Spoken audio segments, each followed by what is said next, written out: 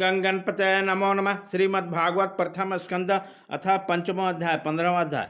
कृष्ण विरह व्यथित पांडवों को परीक्षित का राज देकर स्वर्ग सुधारना। सूत जी कहते हैं, भगवान श्री कृष्ण के प्यारे सिखा अर्जुन एक तो पहले श्री कृष्ण के विरह से खुश हो गए थे। उस पर राजा युधिष्ठिर ने उसे विषादग्रस्त मुद्रा देकर उनके विषय में कई प्रकार की आशंकाओं करते हुए प्रश्नों की झड़ी दिखा दी। शोक से अर्जुन का मुख हृदय कमल सूख गया था, चेहरा फीका पड़ गया था। वे उन्हीं भगवान श्री कृष्ण के ध्यान में ऐसे डूब गए कि बड़े भाई के प्रश्नों का कुछ भी उत्तर न दे सके। श्री कृष्ण की आंखों से उज्जवल हो जाने के कारण वो प्रेम से बढ़ी हुई प्रेम जनित उत्कंठा के परमवश हो रहे थे। रथ हाँकने टहलने आदि के समय भगवान ने उनके साथ जो मित्रता बिन हृदय और प्रेम में भरे हुए व्यवहार किए थे, उन्हें याद पर याद आ रही थी। बड़े कष्ट से अपने शोक को बेग रोका। नेत्रों हाथ से नेत्रों के आंसू बूंदे, फिर उदय हुए गले से अपने बड़े भाई महाराज युधिष्ठिर से कहा। अर्जुन बोले, महाराज मेरे भाई अथवा घनिष्ठ मित्र का रूप धारण करके श्री कृष्ण ने मुझे ठग लिया। मेरे जिस प्रबल प्रक्रम से बड़े बड़े देवता भी आश्चर्य में डूब जाते थे, उसे श्री कृष्ण ने मुझे छीन लिया।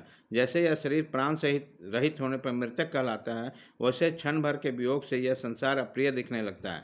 उसके आश्रय में द्रौपदी समर्थ राजा द्रुपद से घर आए हुए कामक राजाओं का तेज मैंने हरण किया, धनुष पर बांध चढ़ाकर मत्स्य वेद किया और इस प्रकार द्रौपदी को प्राप्त किया।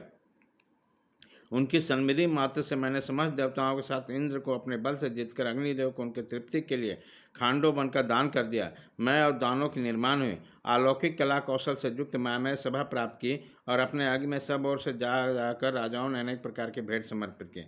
10,000 हाथियों की शक्ति और बल से संपन्न आपके इन छोटे भाई भीमसेन को उन्हीं की शक्ति से राजाओं के सिर पर पैर रखने वाले अभिमानी जरासंध का वध किया। तदंतर उन्हीं भगवान ने उन बहुत से राजाओं का मुक्त किया जिनको जरासंध महाभैरव यज्ञ में बलि चढ़ाने के लिए बंदी बना रखा। उन सब राजाओं ने अपने आपकी यज्ञ में अनेक प्रकार को उपहार दिए। महाराज द्रौपदी राजसुख के महान अभिषेक से पवित्र हुए।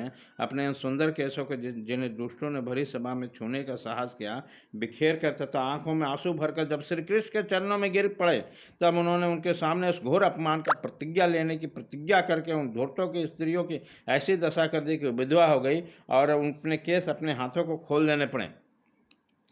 वनवास के समय बैरी दुर्योधन के षड्यंत्र से 10,000 शिष्यों के साथ बैठाकर भोजन करने वाले महाराजा दुर्वासु ने हमें दुष्ट संकट में डाल दिया था। उसी समय द्रौपदी के पात्र में बची हुई शाक की एक पत्ती का भोग लगाकर हमारी रक्षा की। उनके ऐसा करते हुए नदी में स्नान करते हुए मुनि मंडलियों को ऐसा प्रतीत हो गया मानो उनकी तो बात क्या, सारी त्रिलोकी ही तृप्त हो गई। उसके प्रताप से मैंने युद्ध में पार्वती सहित भगवान शंकर को आश्चर्य में डाल दिया। उन्होंने मुझको अपना पशुपत नामक अस्त्र दिया। साथ ही दूसरे लोकपालों ने भी प्रसन्न होकर अपने अपने अस्त्र मुझे दिए। और तो क्या, उनकी कृपा से मैं इस शरीर में स्वर्ग में गया और देवराज इंद्र की सभा में उनके बराबर आधे आसन बैठने का सम्मान मैंने प्राप्त किया।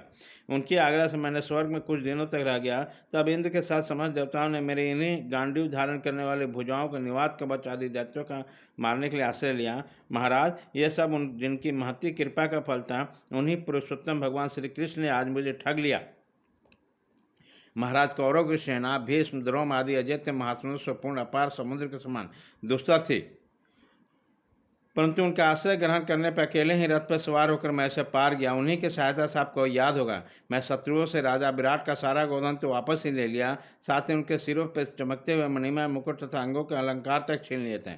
भाई जी, कौरव की सेना भीष्म कर्म द्रोण तत्शल्य तथा अन्य बड़े बड़े राजाओं क्षत्रियों वीरों के रथों के से शोभामान थे। उसके सामने मेरे आगे चलकर वह अपनी दृष्टि से उन महारथी स्थिपतियों को आयु मन उत्साह और बल को छीन लिया करते थे। द्रोणाचार्य भीष्म कर्ण भूरिश्रवा सुशर्मा शल्य जयद्रथ वाहिक आदि वीरों ने मुझ पर अपने कभी न चुकने वाले शस्त्र चलाए, परंतु जैसे हिरण्यकशिपु आदि दैत्यों के अस्त्र भगवत भक्त प्रहलाद का स्पर्श नहीं करते थे, वैसे ही उनके शस्त्रास्त्र मुझे छू तक नहीं सके। यह श्री कृष्ण के भुजदंडों की छत्रछाया में रहने का ही प्रभाव था। श्रेष्ठ पुरुष संसार से मुक्त होने के लिए जिनके चरण कमलों का स्मरण करते हैं, अपने आप को दे डालते हैं, उस भगवान ने मुझे दुर्बुद्धि ने सारथी तक बना डाला। जिस समय मेरे घोड़े थक गए थे और मैं रथ से उतर के पृथ्वी पर खड़ा था, उस समय बड़े बड़े महारथी शत्रु भी मुझ पर प्रहार न कर सकें, क्योंकि श्री कृष्ण के प्रभाव से उनकी बुद्धि मारे गई।